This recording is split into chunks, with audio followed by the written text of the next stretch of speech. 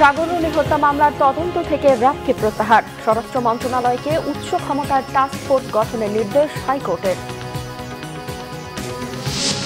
নীতি নির্ধারণে তরুণ প্রজন্মকে আরও অন্তর্ভুক্ত করা হবে, জাপানি গণমাধ্যম এনএইচকে ডক্টর ইউনূসের ইঙ্গিত। জয়কে হত্যা চেষ্টা মামলায় শফিক রেহমানের গ্রেফতারি পরোয়ানা প্রত্যাহার, এখনো সবখানে পতিত সরকারের দোসররা, বলেছেন সালাউদ্দিন। দেখছিলেন ক্রাউন সিমেন্ট সংবাদ শিরোনাম, এবারে বিস্তারিত। সাংবাদিক দম্পতি সাগর সারওয়ার ও মেহরুন রুনি হত্যা মামলার তদন্তের দায়িত্ব থেকে র্যাবকে সরিয়ে দিয়েছে হাইকোর্ট। সোমবার সকালে বিচারপতি ফারা মাহবুব ও বিচারপতি মোহাম্মদ মাহবুবুল ইসলামের হাইকোর্ট বেঞ্চ এই আদেশ দেন। সাংবাদিক দম্পতি সাগর সারওয়ার ও মেহরুন রুনি হত্যা মামলার তদন্তের দায়িত্ব থেকে র্যাবকে সরিয়ে স্বরাষ্ট্র মন্ত্রণালয়ের উচ্চ ক্ষমতা সম্পন্ন টাস্কফোর্স গঠনের নির্দেশ দিয়েছে আদালত। এ বিষয়ে আগামী 6 মাসের মধ্যে প্রতিবেদন জমা দিতে বলা হয়েছে।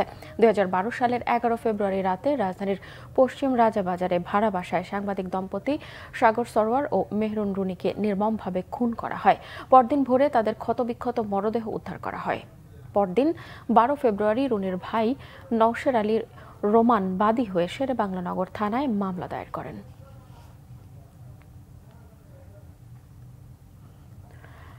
সরকারের নীতি নির্ধারণী কর্মকাণ্ডে তরুণ প্রজন্মকে আরও অন্তর্ভুক্ত করার ইঙ্গিত দিয়েছেন অন্তর্বর্তী সরকারের প্রধান উপদেষ্টা ডক্টর মোহাম্মদ ইউনূস। জাপানের একটি সম্প্রচার মাধ্যমে দেওয়া সাক্ষাৎকারে দ্রুত সংস্কার ও নির্বাচনের দৃঢ় প্রত্যয়ও জানিয়েছেন তিনি।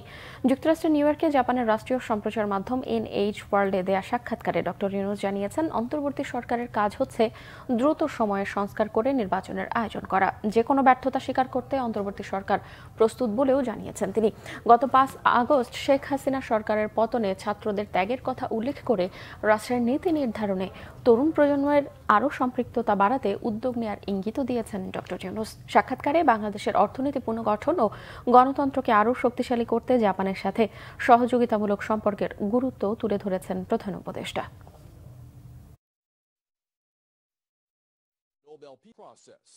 Our job is to do it as quickly as possible. Because we are not here to stay long. আমাদের কাজ হচ্ছে দ্রুত সংস্কার করা। যেহেতু দীর্ঘ সময় ক্ষমতায় থাকা আমাদের উদ্দেশ্য না, তাই দ্রুত সংস্কার করে নির্বাচনের পরিবেশ তৈরি করতে চাই। ততদিন পর্যন্ত সবাইকে ধৈর্য ধরতে হবে। তরুণরা জানে তারা কি চায়। অন্তর্বর্তী সরকার তরুণ প্রজন্মের মেধা এবং চিন্তাভাবনার মূল্যায়ন করে। সরকারি চাকরিতে বয়সসীমা 35 করার দাবিতে আন্দোলন করছে শিক্ষার্থীরা। কাকরাইল মোড়ে রাস্তা অবরোধ করে প্রধান উপদেষ্টার বাসভবন যমুনার সামনে অবস্থান নিয়েছে তারা। দর্শক, সেখানে আছেন আমাদের সিনিয়র রিপোর্টার সৈয়দ আব্দুল মোহিত। সরাসরি কথা বলবো তার সাথে। মোহিত, আন্দোলনরত শিক্ষার্থীরা কি বলছেন এবং আইন শৃঙ্খলা বাহিনীর তৎপরতাই কেমন দেখছেন? আপনি জানেন যে সাধারণ শিক্ষার্থীরা এর আগে সরকারি চাকরি থেকে শুরু করে সব ধরনের চাকরিতে নিয়োগ থেকে শুরু করে প্রবেশের ক্ষেত্রে 35 বছর করার দাবিতে তারা এর আগে আন্দোলন করেছিলেন। সেই ধারাবাহিকতায় আজকে 12টার দিকে শাহবাগ থেকে তারা প্রধান উপদেষ্টার কার্যালয় অর্থাৎ বাসভবন যমুনায় দিকে রওনা হন। এর এক পর্যায়ে যেটি হয়েছে, প্রধান উপদেষ্টার বাসভবন যমুনার সামনে আসলে পুলিশ আন্দোলনকারী সাধারণ শিক্ষার্থীদের উপর টিয়ার শেল নিক্ষেপ করে। এর পরপরই উত্তেজনা তৈরি হয়। যারা আন্দোলনকারী শিক্ষার্থীরা রয়েছেন তারা এরই মধ্যে প্রধান উপদেষ্টার বাসভবন যমুনার সামনে রাস্তা বন্ধ করে দিয়ে তারা অবস্থান নিয়েছেন। আপনি লক্ষ্য করছেন যে তারা তাদের দাবি একটাই, যে চাকরিতে প্রবেশের ক্ষেত্রে বয়সসীমা 35 করতে হবে এবং সেটি প্রধান উপদেষ্টাকে আজই প্রজ্ঞাপনের মাধ্যমে জানিয়ে দিতে হবে। তারা বলছেন যে যখনই চাকরিতে প্রবেশের সময়সীমা 35 করার কথা বলা হয় তখনই দ্বিধাদ্বন্দ্ব তৈরি করা হয়েছে যে 32 কি না 35 হবে। তাদের দাবি হচ্ছে যে বয়স সীমা অবশ্যই 35 করতে হবে। আর যে আন্দোলনকারী শিক্ষার্থীদের উপর পুলিশ টিয়ার শেল নিক্ষেপ করলো, তাদের দ্রুত বিচারের দাবিও করা হয়। আমরা একটু একজন আন্দোলনকারী শিক্ষার্থী আছে তার সাথে কথা বলবো। আসলে আপনাদের দাবিটা কি ছিল একটু যদি? আসলে আমাদের দাবিটা ছিল হচ্ছে আপনার চাকরিতে আবেদনের বয়সসীমা 35 করা। এটা দীর্ঘদিন ধরে আপনার হয়ে আসতেছে। কারণ হচ্ছে এটা আপনার করোনার প্রেক্ষাপটটা যখন চলে আসে সেটা হচ্ছে দাবিটা আরও জোরালো হয়। স্বৈর শাসকের সময় এই দাবিটা উত্থাপন হয়, কিন্তু তারা প্রত্যাখ্যান করে। ব্যাকডেটের নামও যে একটা বৈষম্য, সংবিধান পরিপন্থী, এটা করে আরও আছে এটা মানে একটা বৈষম্য একটা দীর্ঘ করে। এখন সাধারণ শিক্ষার্থীরা চাচ্ছে যে চাকরির আবেদন হচ্ছে 35 করতে, এবং সেটা হচ্ছে এটা আজকে শাহবাগ থেকে সকাল 9টায় ছিল, 9টা থেকে এসে এখন হচ্ছে আপনার যমুনাতে মাননীয় প্রধান উপদেষ্টা ইউনূস স্যারের বাসায় অবস্থান করছে। একটা দুঃখজনক একটা ঘটনা, শান্তিপূর্ণ একটা সমাবেশে পুলিশ একটা বিনা উস্কানিতে হচ্ছে টিয়ার সেল নিক্ষেপ করছে, যার কারণে কয়েকজন শিক্ষার্থী ধরেন দেখতেই পারতেছেন যে গুরুতর আহত হয়েছে। এটা আসলে কাম্য নাই। আমরা চাচ্ছি আজকেই একটা প্রজ্ঞাপনের মাধ্যমে চাকরির আবেদনটা অবশ্যই 35 করার জন্য, এবং যে বিষয়টা একটা আসছে যে অবসরের বয়সটা যে 65, কিন্তু আসলে অবসরের বয়সটা কিন্তু 65 করার কোনো মানে আলোচনার বিষয় ছিল না। আপনি জানেন যে চাকরিতে প্রবেশের ক্ষেত্রে যে 35 বয়স সেটি যেমনটি তারা দাবি করেছেন, পাশাপাশি চাকরিতে অবসরের ক্ষেত্রে যে 65 করার কথা আলোচনা এসেছে সেটি তারা চাচ্ছেন না। তারা বলছেন যে চাকরিতে যেমন প্রবেশের ক্ষেত্রে 35 বয়স করতে হবে, পাশাপাশি অবসরের বয়সটি 60 করতে হবে। তো এই হচ্ছে অবস্থা। কাকরাইল মোড় থেকে যে ডিবি অফিস কার্যালয়ের সামনে যে রোডটি সেটি এখন পুরোপুরি বন্ধ হয়ে আছে। বিপুল সংখ্যক আইন শৃঙ্খলা বাহিনী এখানে মোতায়েন রয়েছে যৌথ বাহিনী, সেনাবাহিনী সহ আইন শৃঙ্খলা বাহিনীর সদস্যরা। শেখ হাসিনার ছেলে সজীব ওয়াজেদ জয়কে অপহরণ করে হত্যার ষড়যন্ত্রের অভিযোগে করা মামলায় বিশিষ্ট সাংবাদিক শফিক রেহমানের গ্রেফতারি পরোয়ানা প্রত্যাহার করা হয়েছে। আপিলের দায়ের জন্য মামলার নকল ও গ্রেফতারি পরোয়ানার রিকলের আবেদনও করা হয়েছে। এই মামলায় আদালতে আত্মসমর্পণপূর্বক আপিল দায়েরের শর্তে সাজা 1 বছরের জন্য স্থগিত হয়েছে। সোমবার ঢাকার অতিরিক্ত চিফ মেট্রোপলিটন ম্যাজিস্ট্রেট মাহবুবুল হকের আদালতে আইনজীবীর মাধ্যমে আত্মসমর্পণ করেন শফিক রেহমান। তার পক্ষের আইনজীবী জয়নুল আবেদিন মেজবা জানান, গত 22 সেপ্টেম্বর সাংবাদিক শফিক রেহমানের সাজা 1 বছরের জন্য স্থগিত করা হয়। আত্মসমর্পণপূর্বক আপিলের দায়েরের শর্তে এই সাজা 1 বছরের জন্য স্থগিত করা হয়। শফিক রেহমান এই দিন আদালতে আত্মসমর্পণ করে মামলার নকল ও তার বিরুদ্ধে দেয়া গ্রেফতারি পরোয়ানা ফেরতের আবেদন করলে আদালত তা মঞ্জুর করেন। তিনি শুধু বিচার বিভাগকে খুন করেননি, তিনি তার ছেলেকেও খুন করেছেন, তার পিতাকেও খুন করেছেন, পার্টিকেও খুন করেছেন। পার্টির সমাজ যারা কাজ করেন, নিবেদিত প্রাণ অনেক কর্মী আছেন যারা দেশকে ভালোবাসেন, আওয়ামী লীগের মধ্যে আছে। আমি তাদের সবাইকে অনুরোধ করছি, আপনি ভেবে দেখুন গত 15 বছরে উনি কি করেছেন, কেন আমার শাস্তি হয়েছিল, কেন আমাকে জেলে থাকতে হবে, উত্তর হাসিনাকে দিতে হবে।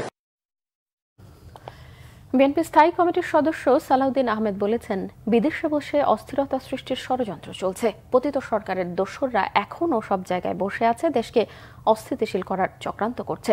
কিন্তু গণ আন্দোলনের পর যে আকাঙ্ক্ষার সৃষ্টি হয়েছে তাতে জাতিকে বিভক্ত করা যাবে না, সকল ষড়যন্ত্র ভেসে যাবে।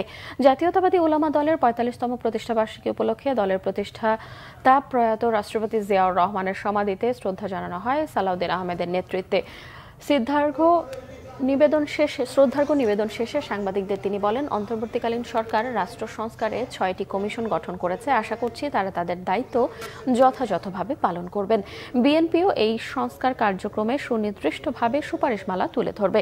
সালাউদ্দিন আহমেদ আরও বলেন, ছাত্র জনতার গণবিপ্লবের পর যে আকাঙ্ক্ষার সৃষ্টি হয়েছে সেটি ধারণ করে সমৃদ্ধ বাংলাদেশ গড়ে তোলা হবে। বিএনপি স্থায়ী কমিটির এই সদস্য আরও বলেন, দেশে সাম্প্রদায়িক সম্প্রীতি বজায় থাকবে, এটাই চায় বিএনপি। সবাই বাংলাদেশি, এখানে কেউই সংখ্যালঘু নেই, সবার অধিকার এক, সবাই বাংলাদেশি। সকল মানুষ বাংলাদেশ জাতীয়তাবাদী স্বাধীনতায় বিশ্বাসী। সরকার যে 6টা সংস্কার কমিশন ঘোষণা করেছেন সেটা আমার জানা মতে এখনো পর্যন্ত পূর্ণাঙ্গ হয়নি। তবে মাননীয় প্রধান উপদেষ্টা আশা প্রকাশ করেছেন, তাদের সাথে মিটিং করেছেন যে 1 অক্টোবর থেকে তারা কাজ শুরু করবেন এবং 3 মাসের মধ্যে রিকমেন্ডেশন জমা দিতে পারবেন। আমরাও আশা করি তারা তাদের কাজগুলো সফলজনকভাবে সমাপ্ত করতে পারবেন। আমরা আমাদের দলের পক্ষ থেকেও আমরা সকল কমিশনে আমরা আমাদের সুপারিশসমূহ প্রদান করব। ওনারা ডাকলেও যাব, না ডাকলেও যাব। দেশের অধিকাংশ মানুষ কৃষি নির্ভর হলেও কৃষি খাত সেভাবে গুরুত্ব পাচ্ছে না বলে মনে করেন কৃষি অর্থনীতিবিদরা। কারণ জাতীয় বাজেটে কৃষি খাতে বরাদ্দ কমেছে, আর বিশ্বের অন্য দেশের তুলনায় কৃষি ভর্তুকিও তলানিতে। বাংলাদেশ ব্যাংকের বিতরণ করা ঋণের লক্ষ্যমাত্রাও চাহিদার তুলনায় কম, দাবি কৃষি অর্থনীতিবিদদের। গোলাম মঈনুল্লাহ হাসানের প্রতিবেদনে কৃষি খাত নিয়ে দ্বিতীয় পর্ব থাকছে আজ। আকস্মিক বন্যা ও প্রাকৃতিক দুর্যোগে কৃষকরা এখন নিয়মিত ক্ষতির মুখে পড়ছেন।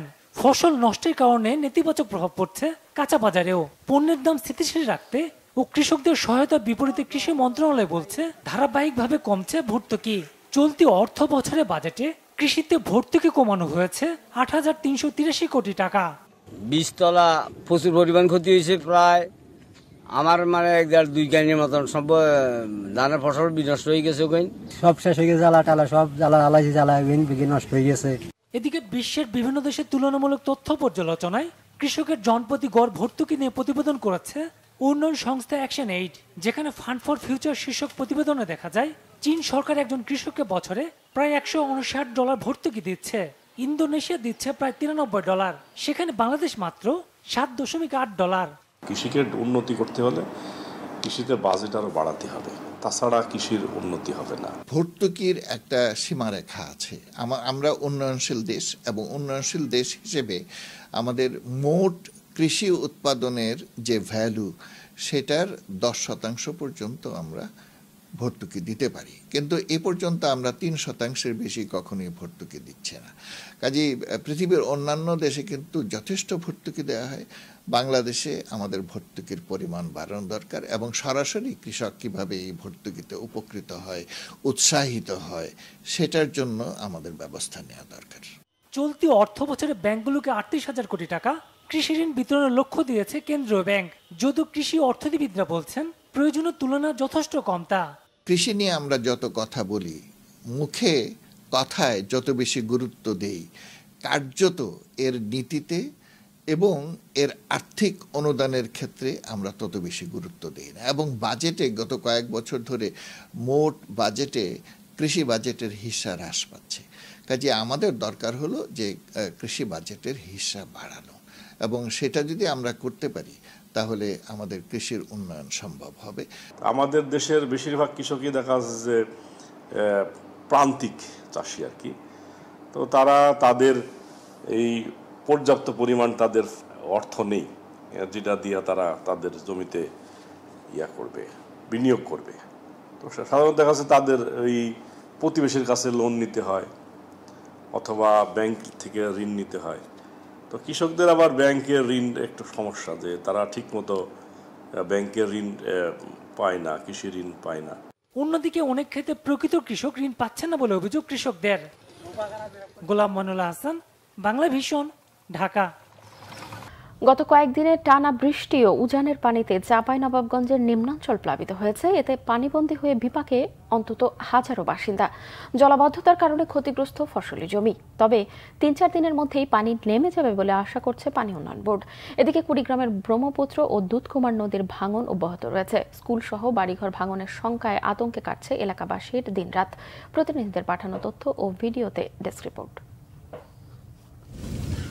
অবিরাম বৃষ্টি আর পাহাড়ি ঢলে প্লাবিত হয়েছে চাঁপাইনবাবগঞ্জ সদর উপজেলার নারায়ণপুর ইউনিয়ন এবং শিবগঞ্জ উপজেলার পাঁকা ও উজিরপুর ইউনিয়নের বিভিন্ন গ্রাম।